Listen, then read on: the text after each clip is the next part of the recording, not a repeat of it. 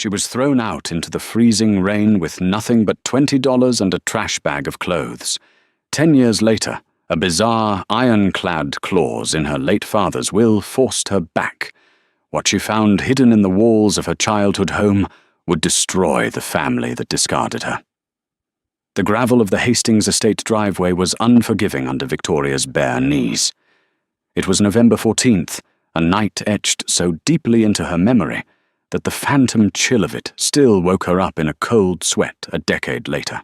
She was 18 years old, shivering in a thin cotton sweater as the icy Connecticut rain soaked through to her bones. Standing on the porch, illuminated by the warm, mocking glow of the foyer chandelier, was her stepmother, Vivian Carmichael. Vivian's face was a mask of perfectly sculpted, tearless sorrow, but her eyes, cold and calculating, gleamed with undeniable triumph. Behind Vivian stood Gregory, her biological son, wearing a smirk he didn't even bother to hide. And in the shadows, looking down at his shoes, was Thomas Hastings, Victoria's father. "You've broken this family, Victoria," Vivian had said, her voice dripping with artificial grief, loud enough for the neighbors' distant security guards to hear. "Stealing my mother's diamond pendant to buy drugs? After everything we've done for you since your poor mother passed?" It was a lie. A flawless, devastatingly simple lie. Victoria had never touched a drug in her life, nor had she ever seen the antique pendant Vivian claimed was missing. But Vivian had planted the pawn shop receipt in Victoria's dresser drawer, and Thomas, a man whose spirit had withered after his first wife's death from ovarian cancer, chose the path of least resistance. He chose the vibrant, demanding woman who commanded his present over the daughter who reminded him of his painful past. The heavy oak door slammed shut. The deadbolt clicked. It was the sound of a life ending. Victoria spent the next 10 years trying to scrub the memory of that click from her mind. She fled to Chicago, shedding the Hastings name as if it were a diseased skin, going simply by Tori, the descent from an heiress of a multi-million-dollar shipping logistics empire to a diner waitress living in a roach-infested studio apartment in Logan Square was brutal. She learned how to stretch a $20 bill over a week of groceries. She learned how to ignore the gnawing ache in her stomach when the heating got shut off in February. Most importantly, she learned how to survive without a family. She had built a quiet, solitary life. She was a manager at a mid-tier restaurant, engaged to a kind, unremarkable high school teacher named David, and had finally stopped expecting the other shoe to drop. Then came the phone call on a Tuesday afternoon. "Is this Victoria Hastings?" the voice on the line asked. It was a dry, raspy voice that sounded like old parchment rubbing together. "I go by Victoria Shaw now," she replied defensively, her grip tightening on the phone. "Who is this?" "My name is Leonard Hayes. I am the senior partner at Hayes, Sterling and Croft. I was your late father's personal attorney." The word late hit her chest like a physical blow. She sat down on the edge of her unmade bed, the worn springs groaning in protest. Thomas Hastings was dead at 62. A massive coronary failure, Hayes explained smoothly, while he was asleep in his study. Victoria felt a confusing cocktail of emotions, a sharp spike of grief for the man he used to be, instantly smothered by the bitter resentment of the man he had chosen to become. She told Mr. Hayes she had no interest in attending the funeral and wished to be left alone. "I understand your position, Ms. Hastings," Hayes replied, entirely unruffled. "However, your presence in Connecticut is not a request. It is a legal mandate. Your father amended his last will and testament 3 weeks prior to his passing. You are a named beneficiary, but there is a highly specific codicil. If you do not comply with it in person, the entirety of the Hastings estate, valued at roughly $14 million, will be seized and liquidated, effectively disinheriting Vivian and Gregory Carmichael." Victoria blinked, the silence in her apartment suddenly deafening. "What exactly does the codicil say?" It states, Hayes read, the rustle of paper echoing over the line, that before the deed of Hastings Manor or any liquid assets can be transferred to my wife, Vivian, my daughter Victoria, must be granted 7 consecutive days of uninterrupted, solitary access to the third-floor attic of the primary residence. She is to sort, clear, and dispose of the attic's contents entirely at her own discretion. Only upon her sworn signature that the task is complete will the estate be released. It was absurd. It was insane. Hastings Manor was a sprawling, Gothic revival monstrosity. The third-floor attic had been locked since Victoria was a child. Vivian had always claimed it was structurally unsafe, filled with asbestos and rotting wood. Why would her father force her to clean a glorified storage unit? And if Vivian refuses to let me in? Victoria asked. Then Vivian forfeits everything, Hayes said simply. Your flight is booked for tomorrow morning. I suggest you pack warm clothes, Miss Hastings. The manor is quite draughty this time of year. The wrought-iron gates of Hastings Manor looked smaller than Victoria remembered, though the creeping ivy had entirely consumed the stone pillars. Driving her rented sedan up the winding driveway, the anxiety she had suppressed during the flight threatened to choke her. Standing on the portico waiting for her were Vivian and Gregory. 10 years had sharpened Vivian's features. The subtle cosmetic surgeries gave her a permanently tight, feline appearance. She wore a tailored black morning suit that probably cost more than Victoria's car. Gregory, now in his late 20s, had grown into a soft, arrogant man, swirling a glass of amber liquid despite it being barely noon. Victoria killed the engine, stepped out of the car, and zipped up her worn parka. Look what the cat dragged in from the Midwest, Gregory sneered, taking a sip of his drink. I thought you'd be rougher around the edges. Didn't the pawn shop business work out? Shut up, Gregory, Vivian snapped, though her eyes were locked onto Victoria with absolute venom. Vivian descended the steps, stopping a calculated 3 feet away. I tried to fight this in probate. Hayes is a senile fool, and your father clearly lost his mind at the end. You have no right to be here. I don't want to be here, Victoria said, her voice surprisingly steady. The intimidation tactics that worked on an 18-year-old girl held no power over a 30-year-old woman who had fought off muggers on the Red Line. Give me the key to the attic, keep your distance for a week, and you'll never see me again. Vivian's jaw tightened. She reached into her pocket and produced a heavy, rusted iron key. She threw it on the gravel at Victoria's feet. There is nothing up there but rat droppings and water damage. 7 days. Do not touch anything on the main floors. Victoria picked up the key, ignoring the sting of humiliation Vivian had intended, and walked past them into the house. The interior of Hastings Manor felt hollow.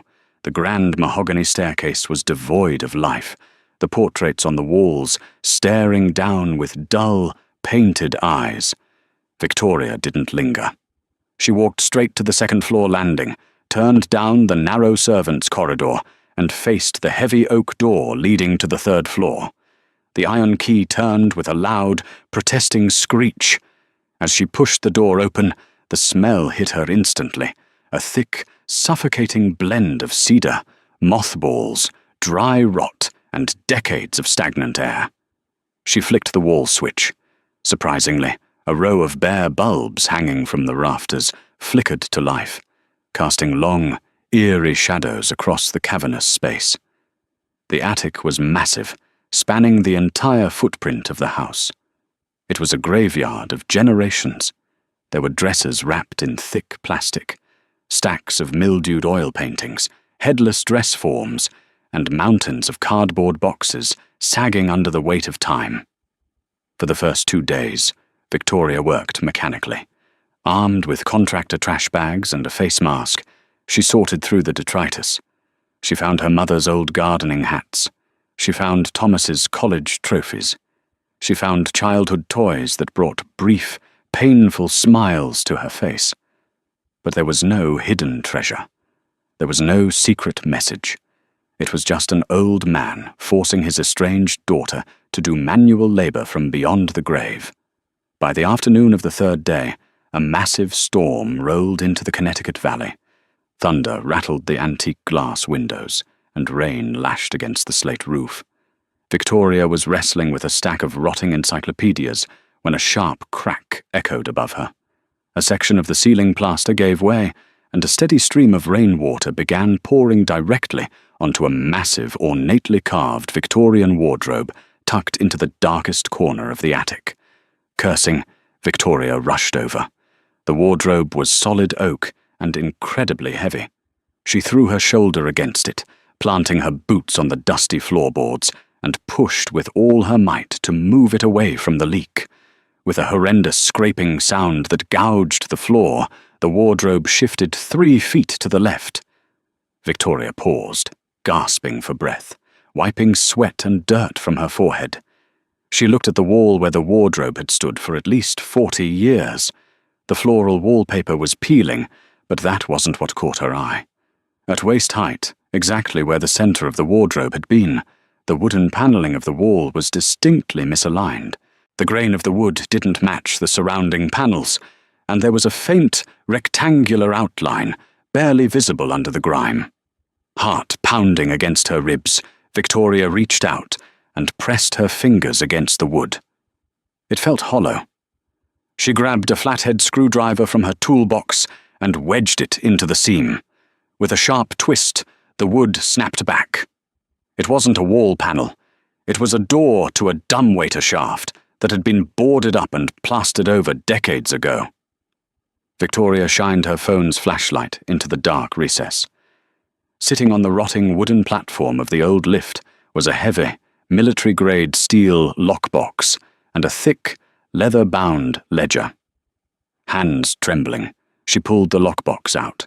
It was heavy, sealed with a combination lock, but resting on top of it was a standard white envelope. Written across the front in familiar, shaky cursive, her father's handwriting, was a single word: Victoria. She tore the envelope open. Inside was a single sheet of stationery, dated 2 weeks before his death. My dearest Victoria, if you are reading this, it means my lawyer has executed the final measure of my will, and you have humored a dying man's last strange request. I am so sorry, my brave girl. I am so deeply, unforgivably sorry. 10 years ago, I knew Vivian lied about the pendant. I knew it the moment she said it. But I was a coward. She had wrapped her claws so deeply into the company's finances that exposing her would have meant ruin. I sent you away to protect you from what this house was becoming. It was the greatest failure of my life.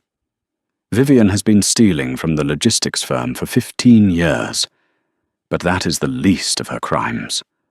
Over the last 8 months, I have been growing steadily weaker. My doctors called it a degenerative heart condition, but a private blood panel I commissioned in secret confirmed the truth. Vivian has been lacing my evening tea with a derivative of digitalis. She is murdering me, Victoria, slowly, carefully, leaving no trace for a standard coroner to find. Victoria gasped, dropping the letter as if it had caught fire. Her hands flew to her mouth to stifle a scream. The thunder boomed outside, masking the sound of her ragged breathing. She forced herself to pick the paper back up. I could have gone to the police, but she would have buried the evidence with her expensive lawyers, and you would have received nothing. Instead, I used my remaining time to trap her. The combination to the lockbox is the date of your mother's birthday. Inside is every piece of evidence you need to destroy Vivian and Gregory. The Cayman Island bank statements proving the embezzlement, the surveillance photos my private investigator took of Vivian purchasing the toxins, and the original, unalterable deed to Hastings Manor. Take this to Hayes immediately. Do not confront her. Do not let her know what you have found. She is dangerous, Victoria. Burn her world to the ground. I love you. I always have. Dad. Victoria stared at the steel box. She input the numbers, 091460. The heavy metal latch clicked open, Inside were neat stacks of documents, a USB drive, and a thick dossier from a private intelligence firm. But as Victoria reached for the dossier, a slow, deliberate creak echoed from the other side of the attic. Victoria froze. The hair on her arm stood up. She turned off her flashlight. The only illumination came from the flickering bulbs swinging gently on their cords. Standing at the top of the attic stairs, barely visible in the gloom, was a silhouette. "I told you not to snoop, Victoria." Vivian's voice floated across the dusty room, sharp and completely devoid of the mocking tone from the driveway. I always hated this attic, but I knew Thomas spent too much time up here before his heart, finally, gave out.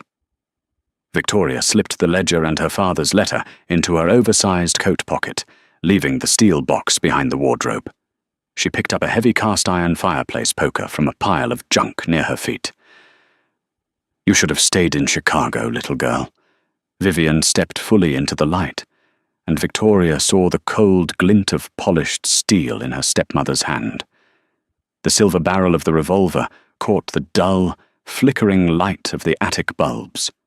Vivian held it with a terrifying familiarity, her manicured finger resting lightly on the trigger. The veneer of the grieving widow had completely evaporated, leaving behind something utterly reptilian. "I always hated this house," Vivian said, her voice easily cutting through the booming thunder outside. "And I hated your father. He was weak, a pathetic, weeping man who lived in the shadow of a ghost. I brought life back into this mausoleum, Victoria. I earned every single penny of that company." "By stealing it?" Victoria asked, her grip tightening on the heavy cast-iron fireplace poker. The metal was freezing against her sweaty palms. "By poisoning him?" Vivian's eyes narrowed, confirming Victoria's worst fears. She had heard everything. He was dying anyway. The doctors said his heart was failing. I simply expedited the inevitable. It was an act of mercy. He was going to leave the logistics firm to the board of directors, Victoria. He was going to cut Gregory and me out of the voting shares. I couldn't allow that. Now, slide whatever you just pulled out of that wall over to me. Slowly." Victoria's mind raced. In her oversized coat pocket, she felt the heavy, leather-bound ledger and the letter. Behind the wardrobe lay the steel lockbox with the rest of the damning evidence. She was trapped. The attic stretched out around them, a maze of forgotten furniture and decaying boxes. But Vivian stood squarely between Victoria and the only staircase down. "I didn't find anything," Victoria lied, her voice remarkably steady. "Just old tax returns. You're paranoid, Vivian." "Do not insult my intelligence," Vivian shrieked, the sudden explosion of anger making her hand shake. "I saw the lockbox. I saw you open it. Kick it over here, or I will leave you up here to rot. I'll tell Hayes you attacked me in a fit of grief, and I acted in self-defense. They will believe the widow. They always do." Victoria knew she was right. Vivian was a master manipulator. She had spent a decade cultivating high society connections in Connecticut. A washed-up waitress from Chicago wouldn't stand a chance in front of a jury, especially a dead one.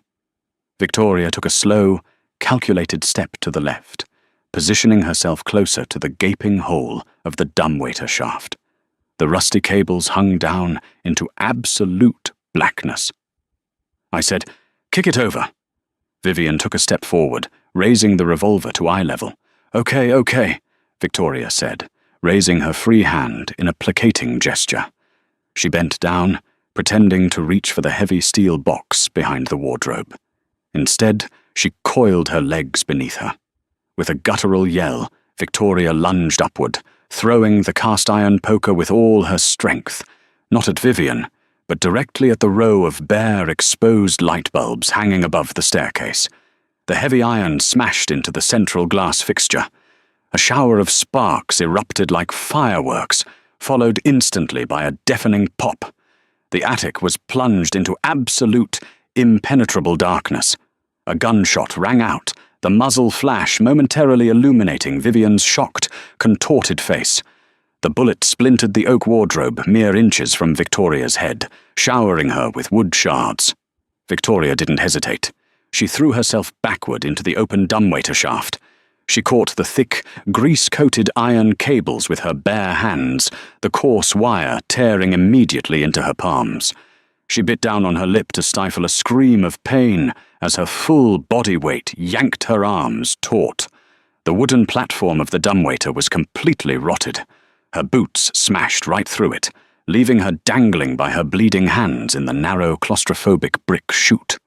Above her, she heard Vivian screaming obscenities, blindly firing 2 more shots into the dark attic. The bullets ricocheted off the brickwork near the top of the shaft. Victoria let the cables slide through her grip, plummeting downward in terrifying, uncontrolled drops. The friction burned like fire, but adrenaline masked the worst of the agony. She plummeted past the sealed second-floor panel. She had to get to the ground floor, to the old servant's kitchen, where the dumbwaiter terminated. "Gregory!" Vivian's muffled screams echoed down the shaft. "Gregory, get up here! She's in the walls!" Victoria hit the bottom of the shaft with a bone-jarring thud. The impact sent a shockwave up her spine, knocking the wind out of her lungs. She collapsed onto the dusty brick floor of the shaft, gasping for air in the pitch black. The smell of old grease and dead rodents was suffocating. She had to move. Bracing her boots against the back wall of the brick chute, she delivered a brutal, 2-footed kick to the wooden paneling that sealed the dumbwaiter from the kitchen. It didn't budge. She kicked again, screaming with the effort. On the 3rd strike, the century-old wood splintered. Victoria scrambled through the jagged opening, tumbling out onto the cold, checkered linoleum tiles of the manor's massive kitchen. She was bleeding, covered in a thick layer of black grease and plaster dust. But she was alive. She reached into her coat pocket. The ledger and the letter were still there. Suddenly, the kitchen lights blazed to life. Standing in the archway leading to the dining room was Gregory. He was no longer holding his glass of whiskey. In his hands, he gripped a heavy, iron-headed golf club. His eyes were wide, a mixture of fear and cruel excitement. "Well, well," Gregory sneered, stepping into the kitchen. "Mum said you were a rat.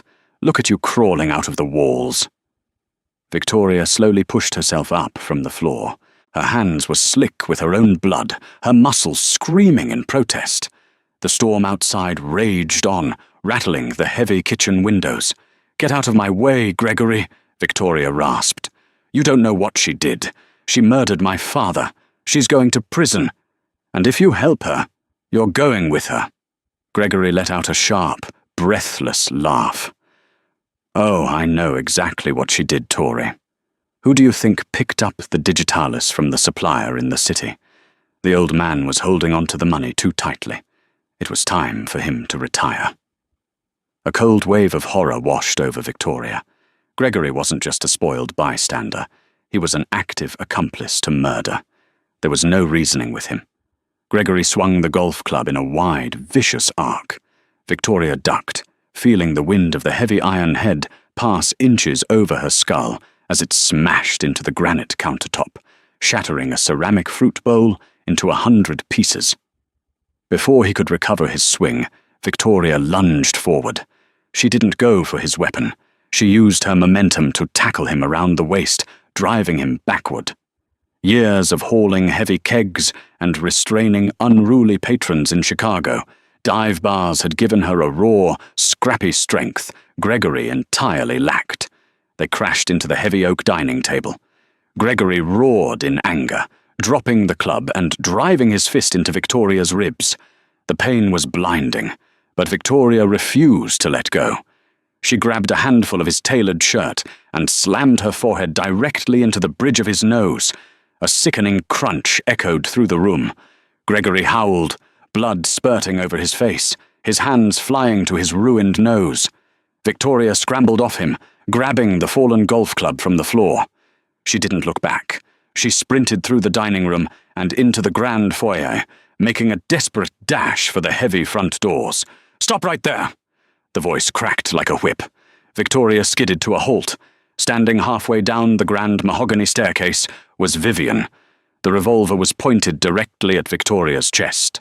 The older woman was breathing heavily, her pristine morning suit covered in attic dust, her eyes wild and unhinged.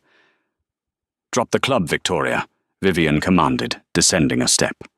"Take the book out of your pocket and place it on the floor, or I swear to God, I will shoot you in the heart and tell the police you broke in to rob us." Victoria stood frozen in the foyer. The massive oak doors leading to freedom were just 10 feet away, but she would never make it before Vivian pulled the trigger. She looked up at the woman who had destroyed her family, stolen her father, and stolen her youth. "You're not going to get away with this," Victoria said, her voice echoing in the cavernous hall. "Dad sent the combinations to the lawyer. There's a paper trail." "A paper trail that burns beautifully in a fireplace." Vivian smiled, a cold, empty expression. "Now, the book." Victoria slowly reached into her pocket. Her fingers brushed against the leather of her father's ledger. This was it. She had survived 10 years on the streets, just to die in the hallway of the house she was thrown out of. Suddenly, the world exploded in a kaleidoscope of flashing red and blue lights. The heavy stained glass windows framing the front door lit up like Christmas. The sound of tires screeching on the wet gravel driveway cut through the thunder, followed instantly by the blare of police sirens. Vivian flinched, her head snapping toward the windows in sheer panic. Bam! Bam! Bam! Heavy fists pounded against the oak doors. "State police, open the door!" Vivian looked back at Victoria, pure terror finally cracking her icy facade. For a split second, she raised the gun, contemplating pulling the trigger anyway. Victoria didn't wait for her to decide. She threw the heavy iron golf club straight at Vivian's legs. The iron shaft cracked against Vivian's shins, sending her tumbling down the remaining 5 stairs. The revolver clattered across the polished marble floor, sliding out of reach. Victoria dove for the front doors, flipping the heavy deadbolt and throwing them wide open. 3 Connecticut State troopers burst into the foyer, weapons drawn, flashlights cutting through the dim light. Right behind them, clutching a waterproof briefcase and wearing a yellow raincoat, was Leonard Hayes. "Drop the weapon! Hands in the air!" a trooper shouted, aiming his service weapon at Vivian, who was groaning on the floor, trying to reach for the dropped revolver. "Victoria!" Hayes rushed forward, ignoring the chaos as officers swarmed the foyer and pushed past them into the dining room to secure Gregory. The lawyer looked at her bruised face and bleeding hands. "Are you all right? Do you have it?" Victoria slumped against the doorway, the adrenaline finally leaving her system, leaving behind a profound, bone-deep exhaustion. She reached into her pocket and pulled out the blood-stained leather ledger and her father's letter. She handed them to the lawyer. "I have it," she whispered. "How did you know to come?" Hayes offered a grim, sad smile. "Your father was a very thorough man, Victoria. The lockbox in the attic wasn't just a container. It was wired to a silent GSM cellular alarm. The moment you inputted the correct code and opened the latch, it sent an encrypted signal directly to my firm and the state police." Victoria stared at him in disbelief. "Then why make me come here at all? Why make me go up to that attic? If he had the evidence—" "Because, my dear, your father knew Vivian," Hayes said softly, watching as the troopers hauled a handcuffed, screaming Vivian Carmichael to her feet. "If he had simply handed the evidence to me, Vivian's high-priced defense attorneys would have claimed the documents were forged, that I was a disgruntled employee trying to steal the estate. Your father needed an unimpeachable, independent witness to discover the original documents hidden in the house. He needed you to find them, untouched. So the chain of evidence was flawless." Hayes placed a gentle hand on her shoulder. "He knew you were strong enough to survive it, Tori. He left you the entire estate, every single cent. He spent his last days ensuring you would never have to struggle again. Victoria stood on the porch, letting the freezing Connecticut rain wash the blood and dust from her face. She watched as Vivian and Gregory were shoved into the back of separate squad cars, their empire of lies collapsing into the mud. 6 months later, Hastings Manor was sold to a historical society. Victoria liquidated the $14 million estate, pouring a massive portion of it into a foundation supporting at-risk youth in Chicago. She didn't keep the Hastings name. She married David in a small, quiet ceremony by Lake Michigan, keeping her simple life, but knowing she would never have to worry about the heating bill again. She had walked into the freezing rain as a discarded child. She had walked back out as a survivor who had finally brought the house down. What an absolutely insane conclusion.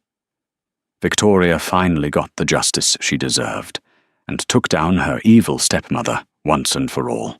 If this story had your heart racing, you know what to do.